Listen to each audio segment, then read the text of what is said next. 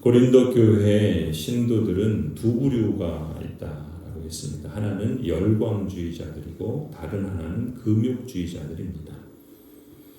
5장 6장에서는 이 신자들의 음행에 대해서 또 신도들 사이에 생긴 소송 문제에 대해서 사도 바울이 편지로 설교를 하고 있죠. 바로 이런 열광주의자들을 염두에 둔 가르침이라고 할 수 있습니다. 뒷부분에는 금욕주의자들의 문제를 다루지만 앞부분에서는 주로 열광주의자들의 문제에 대해서 교훈하고 있죠. 이 열광주의자들은 한마디로 말하면 나는 이미 구원을 받았고 또한 성령의 은사를 받았으니 영적으로 신령한 자가 되었다. 이렇게 믿는 거예요. 거기까지는 그럴 수 있죠. 그런데 더 나아가서 이런 생각을 하는 겁니다. 내가 영적으로 신령한 자가 되었으니까 이제 이 땅에서는 이 썩어질 몸으로는 마음대로 살 수 있고 쾌락을 즐기고 왕처럼 살 수 있다. 이렇게 생각하는 것이죠. 이들은 헬라, 그리스, 로마의 그런 사상에 물들어 있어서 몸은 속되고 영은 거룩하고 이런 이분법적 사고방식에 젖어 있기 때문에 구원을 받고 성령의 은사를 받았고 자신들은 영적으로 신령한 자가 되었으니까 이 썩어질 몸은 이거는 아무것도 아니다. 속된 것이니까 이 몸으로는 뭘 해도 괜찮고 마음대로 살아도 되고 쾌락을 즐기든 금욕을 하든 그것은 우리 구원과는 상관없고 우리는 이미 구원받은 자다. 이런 사고방식을 가진 거죠. 이런 열광주의자들은 성령파 열광주의자들의 이런 그릇된 신학과 삶을 견지하고 있었던 것입니다. 사도 바울은 이러한 이들의 생각과 그 삶의 실천들이 잘못된 것을 바르게 교정하기 위해서 교훈하고 있는 것이 오늘 고린도 교회에 보내는 편지의 내용이죠. 이미 영적인 사람이 되었으니 썩어질 몸으로는 마음대로 쾌락을 즐기든 금욕을 하든 왕처럼 살 수 있든 거지로 살든 그건 다 괜찮다라고 하는 이런 그릇된 사고방식. 이런 사고방식을 갖고 있으니까 특히 열광주의자들은 마음대로 사는 거예요.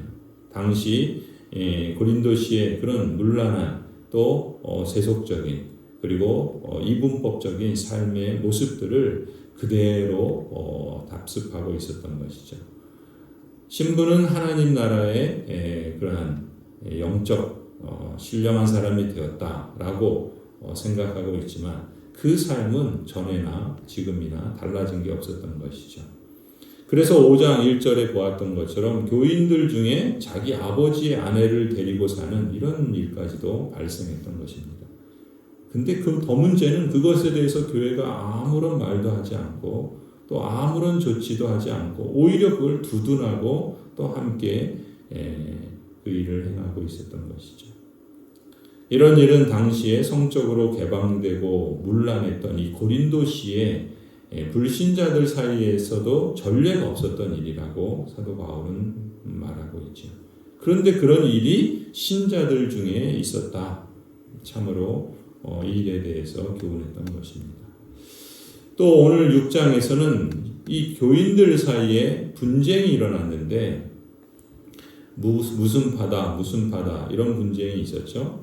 그런데 그런 분쟁이 급기야는 교회 바깥 법정에다가 서로를 고소하고 소송하는 그런 문제가 제기된 것입니다. 1절에 보면 여러분 가운데서 어떤 사람이 다른 사람과 소송할 일이 있을 경우에 성도들 앞에서 해결하려 하지 않고 불의한 자들 앞에 가서 재판을 받으려 한다고 하니 그럴 수 있습니까? 사도 바울은 교인이 서로 소송을 걸어서 세상 법정에서 재판받는 것은 용납할 수 없는 일이라 이렇게 가르칩니다. 예수 그리스도께서 재림의 주로 심판주로 오시기 때문에 세상과 타락한 천사들까지 심판하실 영적 권위를 가지신 분이 그리스도시고 또 그리스도의 몸에 붙어있는 성도라고 한다면 성도들 역시 불의한 세상 사람들의 심판 앞에 서는 것은 부끄러운 일이다 이렇게 말하고 있죠. 2절에 성도들이 세상을 심판하리라는 것을 여러분은 알지 못합니까? 세상이 여러분에게 심판을 받겠거늘 여러분이 아주 작은 사건 하나를 심판할 자격이 없겠습니까? 우리가 천사들도 심판하리라는 것을 알지 못합니까? 그러한데 하물며 이 세상 일이야 말할 나위가 있겠습니까? 그러니 여러분에게 일상의 일과 관련해서 송사가 있을 경우에 교회에서 멸시하는 바깥 사람들을 재판관으로 앉히겠습니까? 이 교인들 간의 이 소송은 그냥 일상적인 어떤 삶의 일과 관련해서 분쟁이 일어났고 그것이 재판으로 이어진 것이죠. 영적인 일, 신앙적인 일, 믿음의 일은 우리의 일상과 또 우리가 세상 속에서 살아가는 삶과 결코 무관하지 않은 것입니다. 세상의 일이, 일상의 일이 우리 신앙에도 영향을 미치고 역으로 신앙의 믿음과 또 가치관, 그 삶의 신념들이 일상의 삶에 영향을 미치는 것이죠.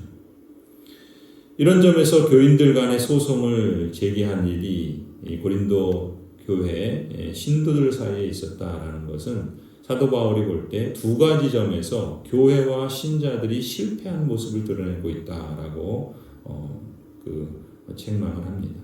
첫 번째는 교회에 이런 소송권을 해결할 만큼 지혜로운 사람이 없다는 뜻이기 때문에 실패다라고 말하고, 두 번째는 교인들끼리 소송을 거는 것은 금전적인 이득을 형제 사랑보다 더 중요하게 여긴다는 뜻이기 때문에 역시 실패다라고 말하는 것이죠.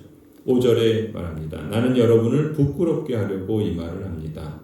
여러분 가운데는 신도 사이에서 생기는 문제를 해결하여 줄 만큼 지혜로운 사람이 하나도 없습니까? 그래서 신도가 신도와 맞서 소송을 할 뿐만 아니라 그것도 믿지 않는 사람들 앞에 한다는 말입니까? 여러분이 서로 소송을 제기하는 것부터가 벌써 여러분의 실패를 뜻합니다.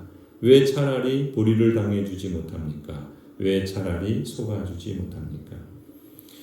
사도 바울이 교회를 책망하는 것은 교회에 당회가 있고 치리회가 있어서 이러한 성도들 간의 분쟁이나 그로 인한 세상 법정에까지 비화되는 이런 문제들에 대해서 적절한 징계와 권징을 행하지 않은 것에 대한 실패를 지금 말하는 것이고, 또한 교인들 사이에도 이러한 소송이 일어나고 또 그것이 결국 자신이 이익을 챙기고 또 신도들 사이에 서로 그러한 일을 행한 것이기 때문에 사도 바울의 입장에서는 그리스도의 그 모습처럼 차라리 속아주고 불의를 당하는 것이 오히려 그리스도의 그러한 모습을 닮는 것이 아니겠는가. 그런데 그 역으로 오히려 속이고 또 불의를 행하는 그런 모습에 있어서 실패하는 것이다 라는 것을 책망하는 것이죠. 특히 당시에 이 소송을 제기하는 것 자체가 불의를 행하고 속여 빼앗는 일이다라는 그러한 인식도 있었던 것 같습니다. 당시에 로마 제국의 법과 또 특히 이 세상의 법정은 대개는 부유한 사람, 지위가 높은 사람들에게 유리하게 작동을 합니다. 그래서 소송은 힘 있는 사람, 기득권이 있는 사람, 소위 우리식으로 말하면 권력과 또 그 기득권의 카르텔에 있는 사람들, 이런 사람들이 얼마든지 법을 이용해서 약자들을 갈취하고 또 빼앗는 이런 악용되는 사례가 당시에도 많았던 것이죠. 그런 사회 속에서 신도들 사이에 서로 손해보지 않겠다고, 서로 이익을 챙기겠다고 소송을 걸고 또 세상 법정에 그렇게 재판을 거는 것은 참 이 부끄러운 모습이다. 그래서 사도 바울은 이런 편지를 썼던 것이죠. 이런 식의 소송은 하나님 나라를 상속받을 사람에게 예수님과 성령님의 이름으로 씻기고 거룩하게 되고 의롭게 된 사람들에겐 있을 수 없는 큰 불이다라고 말하고 있는 것이죠. 8절부터 이렇게 말합니다. 그런데 도리어 여러분 자신이 불의를 행하고 속여 빼앗고 있으며 그것도 신도들에게 그런 짓을 하고 있습니다. 불의한 사람은 하나님 나라를 상속받지 못하리라는 것을 알지 못합니까? 착각하지 마십시오. 음행을 하는 사람들, 우상 숭배하는 사람들, 간음하는 사람들, 여성 노릇하는 사람들, 동성애하는 사람들, 도둑질하는 사람들, 탐욕을 부리는 사람들, 술 취하는 사람들, 남을 중상하는 사람들, 남의 것을 약탈하는 사람들은 하나님 나라를 상속받지 못할 것입니다. 여러분 가운데 이런 사람들이 더러 있었습니다. 그러나 여러분은 주 예수 그리스도의 이름과 우리 하나님의 성령으로 씻겨지고 거룩하게 되고 의롭게 되었습니다. 하나님의 언약 백성은 모든 일을 언약 관계에서 책임 있게 살아야 한다는 것이 사도 바울의 가르침이고 주님의 그것이 뜻이죠. 만일 이런 악한 일을 행하면 언약을 깨뜨린다면 그들은 스스로 언약 백성이라고 자처할지 모르겠지만 사실 여전히 세상에 속한 자이고 결코 하나님 나라를 유업으로 받지 못할 것이다 라고 경고하고 있습니다. 진실로 하나님의 언약 백성이라면 차라리 내 이득을 위해서 형제에게 손해를 입히기보다 차라리 내가 불의를 당하고 손해를 감수하는 편이 낫다라고 가르치는 것이죠.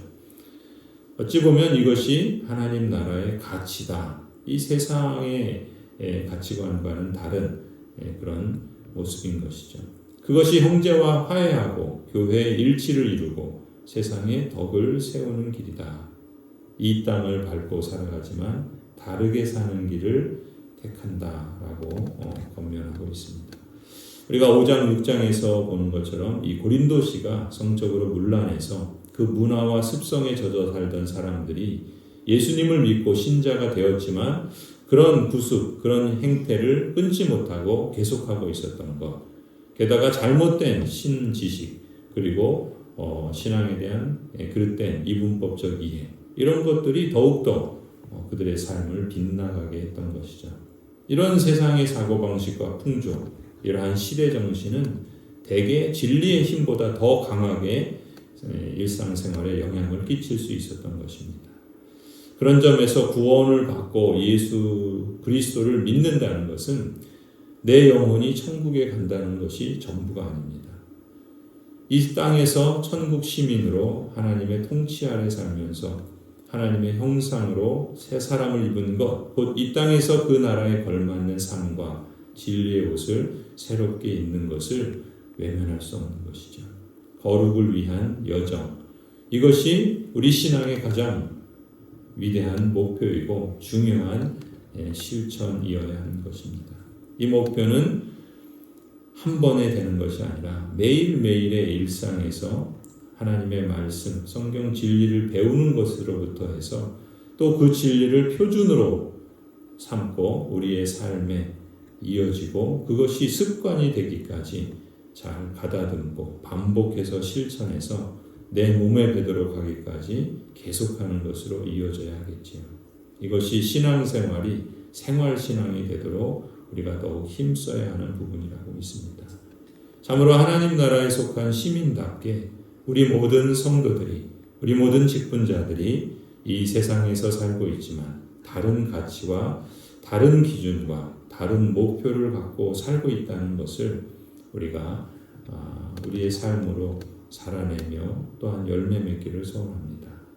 이러한 삶의 연속이 소망의 날을 앞서 살아가는 그러한 모습으로 이어져서 하나님께서 우리에게 참 착하고 충성된 종이라 그러한 영광스러운 면류관을 얻는 그러한 삶이 되기를 간절히 축원합니다.